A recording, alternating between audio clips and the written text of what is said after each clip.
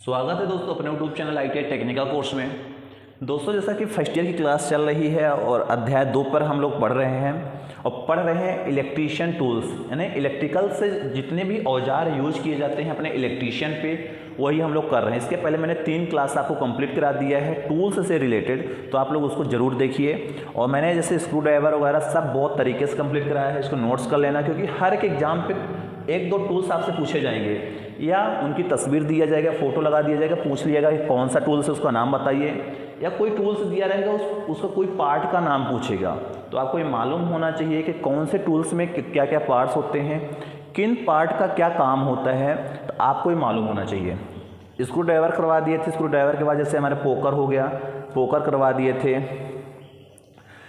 Line tester या face tester के बारे में पूरा कंप्लीट करा दिए थे, कौन सा लैंप लगा होता है, इसकी बिट क्या होती है, स्प्रिंग कहाँ लगी होती है, रेजिस्टेंस कहाँ लगा होता है, इसको कितने वोल्ट तक यूज करते हैं, इसके बारे में पूरा मैंने क्लास करवा दिया। आप लोग इसको ज़रूर देखिए क्योंकि एक इलेक्ट्रीशियन के लिए मोस्ट इंपॉर्टेंट होता है फेस टेस्टर। यदि आपको फेस टेस्टर के बारे में नहीं मालूम कि इसमें एक लैंप लगा होता है, जो लैंप जलता है, लैंप क्यों जलता है, उस लैंप का नाम क्या है, तो सारी मैंने क्लास कंप्लीट करा दी, आप लोग उसको देखिए। फिर इसके बाद इलेक्ट्रीशियन चाकू के बारे में बता देते, इलेक्ट्रीशियन चाकू का काम क्या होता है, क्या सुरक्षा सावधानियाँ क्या होती हैं, इससे जुड़ी सारी बातें। फिर टेस्ट लैंप के बारे में कंप्लीट करा दिया था, टेस्ट लैंप होता क्या है, हम इससे क्या टेस्टिंग करते हैं, इसका काम कितने वोल्ट तक होता है और कहाँ पे यूज करते हैं, ये भी मालूम होना चाहिए कि इलेक्ट्रीशियन व्यक्ति को। अब आज से पढ़ते हैं स्क्राइबर। ये स्क्राइबर होता क्या है और कहाँ पे यूज करते हैं। सबसे पहले अपन स्क्राइबर के बारे में जानते हैं।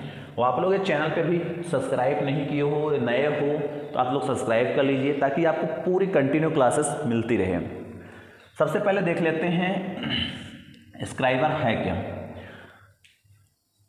स्क्राइबर स्टील अथवा कार्बन स्टील से बना नुकीला पैना औजार होता है। ये जो स्क्राइबर होता है ये स्टील का बना होता है अथवा कार्बन का बना होता है, पूरा मटेरियल ये स्टील या कार्बन का बना होता है, मगर ये नुकीला होता है। ये देखो नुकीला है होता है। वैद्युतिक में यानी इलेक्ट्रीशियन के लिए, इलेक्ट्रिकल के लिए में मुख्यतः प्लेन एवं डबल एंडेड स्क्राइबर का प्रयोग किया जाता है। इनका प्रयोग कर्तन कटिंग वर्क के लिए, कर्तन काटने के लिए, कटिंग वर्क से पहले कार्यखंडों पर मार्किंग करने के लिए किया जाता है। यानी कोई भी चीज़ हम कटिंग करते हैं, कटिंग करने से पहले वहाँ पे हमें मार्किंग करना पड़ता है, वहाँ पे हम लोग स्क्राइबर का यूज करेंगे। जिन स्थानों पर पेंसिल का प्रयोग नहीं किया जा सकता वहाँ पर स्क्राइबर का प्रयोग करते हैं। देखिए होगा कारपेंटर जो होता है एक लकड़ी काटता है, उस लकड़ी को काटने के लिए सीधी स्केल रख के पेंसिल से लकीर बना देता है। यदि कुछ ऐसे सानमाइके होते हैं और कहीं पे ऐसे जगह होती है या ऐसे कुछ मटेरियल्स होते हैं जहाँ पे पेंसिल नहीं चलती है, पेंसिल का हम यूज नहीं कर पाते, तो वहाँ पर हम लोग स्क्राइबर का ही यूज करते हैं। स्क्राइबर के माध्यम से हम लोग कोई भी चीज़ काटने से पहले मार्किंग कर लेते हैं, फिर यहाँ से धड़ल्ले से काट देते हैं आसानी से। तो आपको मालूम होना चाहिए स्क्राइबर एक स्टील अथवा कार्बन स्टील के मटेरियल का बनाया जाता है, क्योंकि हर एक एग्जाम पे यही पूछा जाता है स्क्राइबर किस पदार्थ का बनाया जाता है, किस मटेरियल का बनाया जाता है और कहाँ पे यूज किया जाता है। तो आपको मालूम होना चाहिए स्क्राइबर स्टील अथवा कार्बन स्टील का बनाया जाता है और यह कोई भी चीज़ को काटने से पहले मार्किंग करने के लिए किया जाता है इसका यूज। अब इसमें जो स्क्राइबर संबंधित सावधानियां देख लेते हैं, क्या क्या सावधानियां आपको बरतानी है। अब सबसे पहले अपन स्क्राइबर यदि यूज करते हैं तो इन्हें जंग से बचाना चाहिए, इन्हें जंग इत्यादि से बचाना चाहिए और इनका प्रयोग करने के बाद इन्हें टूल किट में रखना चाहिए। मतलब ऐसा नहीं कि आप यूज कर लिए फेंक दिए हो, इनका यूज करने के बाद आपको टूल किट में रखना है, क्योंकि ये कार्बन है या कार्बन स्टील से बनाया जाता है जिसको हमें जंग से भी बचाना है। ये जंग से लग जाएगा, ख़राब हो जाएंगे तो आप इससे काम आसानी से नहीं कर पाओगे, तो आपको ये भी चीज़ करना है। फिर सेकंड नंबर आता है पंच, यानी इसके पहले मैंने 12 टूल्स पढ़ा दिया है, ये 13वां नंबर टूल्स है, ये है पंच। यदि पंच की बात करें सबको मालूम होगा पंच यानी कोई चीज़ को पंच करना। यह कठोर स्टील द्वारा निर्मित होता है। जो पंच होता है कठोर स्टील द्वारा बनाया जाता है तथा इसकी टिप सकरा यानी नैरो होता है। जो इसकी टिप होती है ना सकरी होती है, वो नैरो होती है, बहुत कम की होती है। इसका प्रयोग छिद्र करने से पूर्व चिन्ह बनाने के लिए किया जाता है। कोई भी चीज़ होती है लोहे के, लकड़ी का, हम ड्रिल करते हैं। ड्रिल करने से पहले वहाँ पे मार्किंग की जाती है कि हमें ड्रिल एक्चुअली पे करना क्या है। मान लो हमें यहाँ पर करना है, ठीक, तो यहाँ पे हमें रख के पहले इससे मार्किंग कर लेते हैं, फिर वहाँ पे ड्रिल लगा कर घुमा देते हैं तो वहाँ पे होल हो जाता है। यही बोला कि इसका प्रयोग छिद्र करने से पहले चिन्ह बनाने के लिए किया जाता है। यानी पंच का काम ही है कि कोई भी जगह पे होल करने से पहले वहाँ पे मार्किंग करने के लिए ही इसका यूज किया जाता है। विद्युत संबंधी कार्यों में सेंटर पंच एवं प्रिंट पंच का उपयोग किया जाता है। प्रिंट पंच होता है, सेंटर पंच होता है, आगे मिलेगा। इलेक्ट्रीशियन के लिए दो प्रकार के पंच का उपयोग करते हैं, ज़रूरत पड़ती है। एक होता है प्रिंट पंच, एक होता है सेंटर पंच। उपयोग किया जाता है। सेंटर पंच बिंदु पर 90 के कोण पर होते हैं। सेंटर का मतलब ही होता है बिल्कुल एंगल पर, सेंटर यानी बीच में। तो इसका जो पंच बिंदु होता है 90 के कोण पर होता है। इस कोण पर बना पंच चिन्ह चौड़ा होता है परंतु गहरा नहीं होता। देखो, जब हम लोग सेंटर पंच करके फिर होल करते हैं तो उस जगह पर जो होल होता है चौड़ा होता है मगर गहरा नहीं होता। प्रिंट पंच का कोण 30 अंश या 60 अंश होता है। प्रिंट पंच का कोण 30 अंश या 60 अंश होता है। तो आपको पूछेगा कि सेंटर पंच कितने एंगल पर बनता है, तो सेंटर पंच 90 कोण पर बनता है। जो प्रिंट पंच होता है 30 से 60 अंश के कोण पर बनाया जाता है। प्रिंट पंच और सेंटर पंच की ही जरूरत पड़ती है एक इलेक्ट्रीशियन को, ठीक। तो आपको भी मालूम होना चाहिए प्रिंट पंच या सेंटर पंच की ही जरूरत पड़ती है एक इलेक्ट्रीशियन को। और जिसमें से सेंटर पंच होता है 90 अंश के कोण पर बनता है, जो प्रिंट पंच होता है 30 या 60 अंश के कोण पर बनता है। यह कठोर स्टील द्वारा बनाया जाता है। किसी भी चीज़ को होल करने से पहले हमें उसमें निशानी बनाना या उसमें मार्किंग करने के लिए ही पंच का यूज किया जाता है। यही है पंच। ये देखो नुकीली चीज़ें रखी हुई हैं। ये सबसे पतला है, फिर उससे मोटा, फिर उससे मोटा, फिर उससे मोटा, फिर उससे, फिर उससे, फिर उससे। यहाँ से हम ठोकेंगे तो वहाँ पे होल होता जाएगा। अब डिवाइडर पढ़ लेते हैं। क्या? डिवाइडर। 14 नंबर टूल्स का नाम है डिवाइडर। डिवाइडर यानी कोई भी चीज़ को डिवाइड कर देना, बांट देना। सबको मालूम होना चाहिए, कोई भी चीज़ को डिवाइड कर देना या बांट देना उसको बोलते हैं डिवाइडर। यदि डिवाइडर की बात करें तो यह माइल्ड स्टील या हाई कार्बन स्टील से निर्मित कंपास के समान दो टांगों वाला मार्किंग औजार है। आपको दिख भी रहा, दो टांगों वाला मार्किंग औजार है। जो डिवाइडर होता है माइल्ड स्टील या हाई कार्बन स्टील से बनाया जाता है। कंपास के समान दो टांगों वाला मार्किंग एक टूल्स होता है, औजार होता है। इसकी दोनों टांगें समान लंबाई की तथा नुकीली होती है। जो दोनों टांगें होती हैं समान लंबाई, दोनों की लंबाई जो होती है बराबर होती है और नुकीली होती है, मतलब बराबर होने के बाद भी यहाँ पे चौखी होती है। इसका साइज दोनों टांगों के जोड़ से नुकीले पॉइंट तक की लंबाई द्वारा व्यक्त किया जाता है। इसका जो साइज होता है, इसका साइज दोनों टांगे के जोड़ से नुकीले पॉइंट तक की लंबाई द्वारा व्यक्त किया जाता है। बाजार में ये 100, 150, 200 mm की लंबाई में उपलब्ध होते हैं। मार्केट में जो मिलते हैं ना तो 100 mm, 150 से 200 mm की लंबाई में उपलब्ध होते हैं। इसका प्रयोग स्टील रूल से माप लेने के लिए किया जाता है। यानी जो इसका यूज किया जाता है स्टील रूल से, स्टील रूल की माप करने के लिए किया जाता है। यानी कोई भी चीज़ को मेजर करने के लिए डिवाइडर का उपयोग करते हैं। मार्किंग करते समय दूरी का विभाजन करने के लिए भी डिवाइडर का उपयोग किया जाता है। संरचना के आधार पर डिवाइडर दो प्रकार के, रिविट टाइप और स्प्रिंग टाइप। ये रिविट टाइप है कि स्प्रिंग टाइप होता है, दबाते हैं छोड़ते फैल जाता है। यानी यहाँ पे स्प्रिंग भी लगी होती है, यहाँ पर एक स्प्रिंग लगी होती है। ये हमारा रिविट लगा है पूरा। अब आपको मालूम होगा डिवाइडर एक माइल्ड स्टील या हाई कार्बन स्टील से बनाया जाता है। इसका काम होता है कोई भी चीज़ को विभाजित करने, मार्किंग करने से पहले करते समय दूरी को विभाजन करने के लिए भी डिवाइडर का यूज किया जाता है। अब इसके बाद ये सारे टूल्स आप लोग देखे हो मगर इसका ज्ञान आपको नहीं है। फिर आता है ट्राई स्क्वायर। इसे गुनिया भी कहते हैं, जो ट्राई स्क्वायर होते हैं इसे गुनिया भी कहते हैं। इसमें 15, 20, 30 सेंटीमीटर लंबाई वाला स्टील ब्लेड होता है। सामान्यतः परीक्षार्थी के लिए 15 सेंटीमीटर ब्लेड वाला ट्राई स्क्वायर ही उपयुक्त होता है। इसका उपयोग विद्युत वायरिंग आदि में समकोण की जांच करने के लिए किया जाता है। सबको मालूम होता है जब हम लोग वायरिंग करते हैं तो वायरिंग, जैसे हम वायरिंग यहाँ से ले जा रहे हैं, अब यहाँ से हमें ऊपर ले जाना है या नीचे ले जाना है, मान लो ऊपर ले गए तो यहाँ पे लाइन खींचने के लिए इसी प्रकार की गुनिया का यूज करते हैं। ये इसको बोलते हैं ट्राई स्क्वायर या गुनिया। ये इलेक्ट्रीशियन के लिए वायरिंग करते समय जब वो वायरिंग करता है तभी उसको ज़रूरत पड़ती है। ठीक, इसे गुनिया भी कहते हैं। इसमें 15, 20, 30 सेंटीमीटर लंबाई के एक स्टील ब्लेड होता है। ये स्टील का ब्लेड हुआ। सामान्यतः इलेक्ट्रीशियन के लिए 15 सेंटीमीटर ब्लेड वाला ट्राई स्क्वायर ही उपयुक्त होता है। यानी इलेक्ट्रीशियन के लिए इसका उपयोग विद्युत वायरिंग आदि में समकोण की जांच करने के लिए अपन करते हैं। यानी जो इलेक्ट्रीशियन होता है, इलेक्ट्रीशियन के लिए समकोण की जांच करने के लिए उपयोग किया जाता है।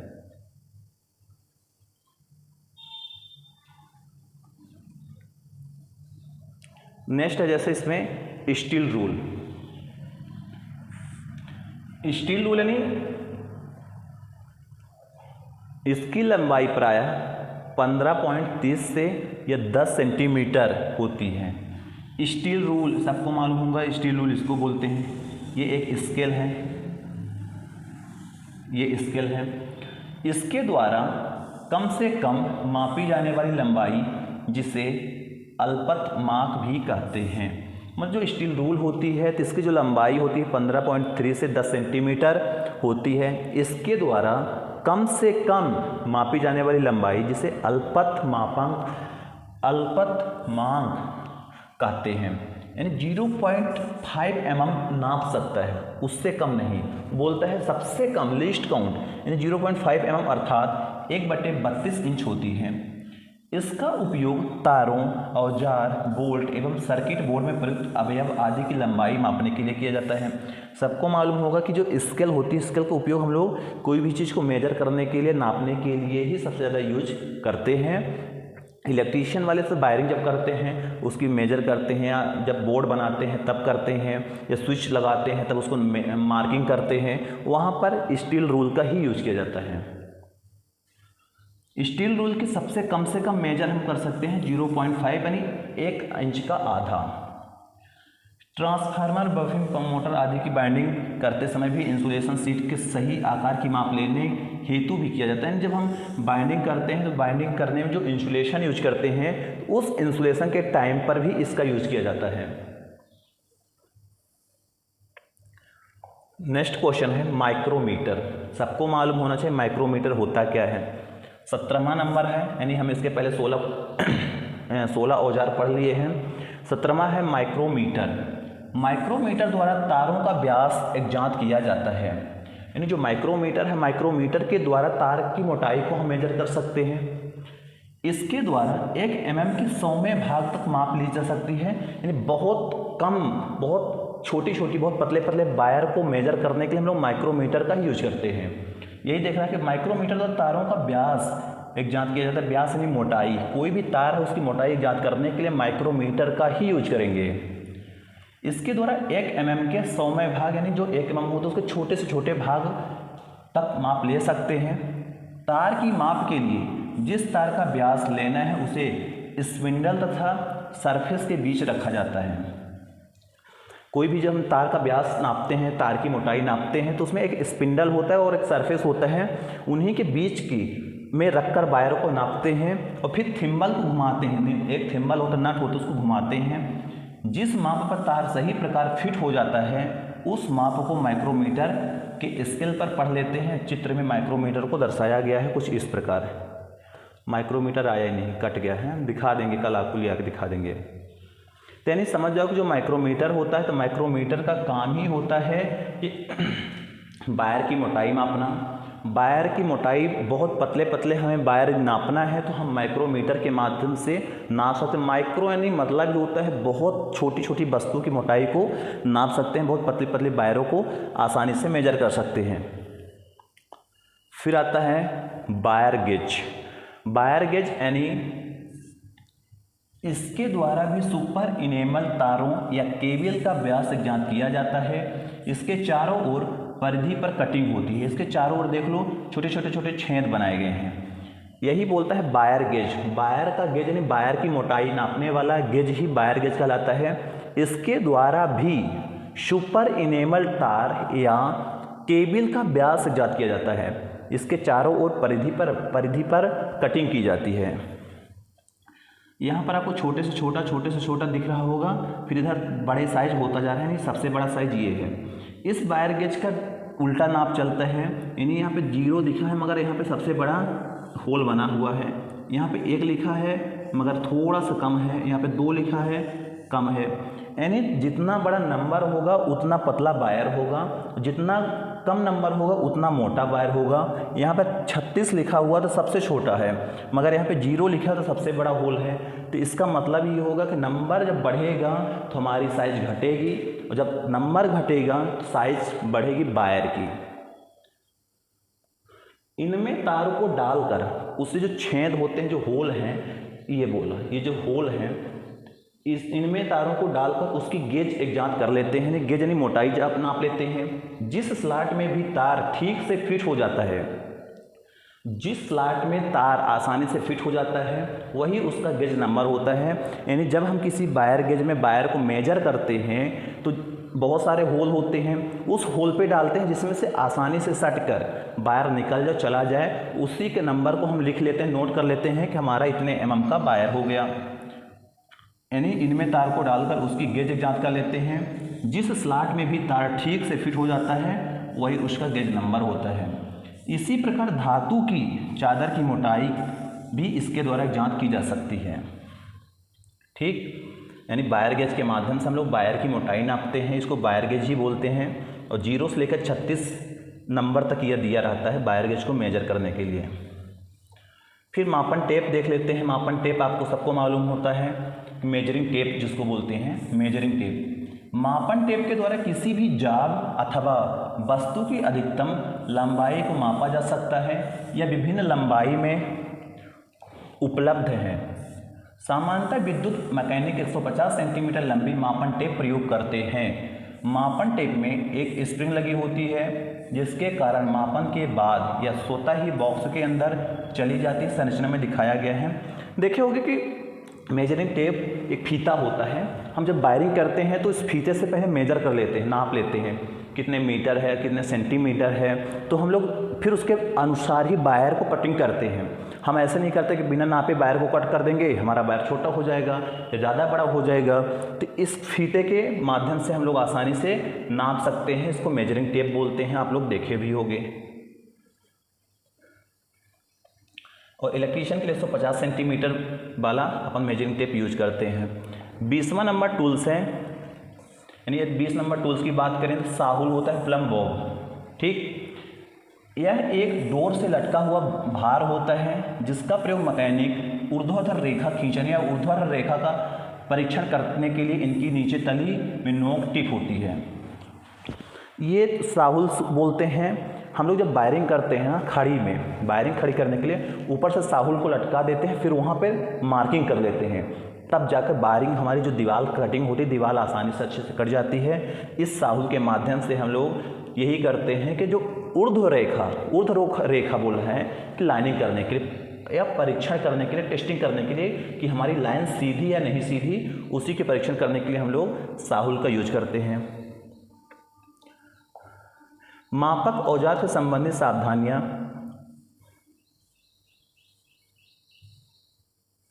ठीक, फिर अपन रेती यानी फाइल कल से पढ़ते हैं। आज अपन 20 नंबर तक आ गए हैं। एक 21 नंबर अपन कल पढ़ते हैं। आज अपन इसके बाद नेक्स्ट क्लास, इसको नोट्स कर लेना। जय हिंद, जय भारत।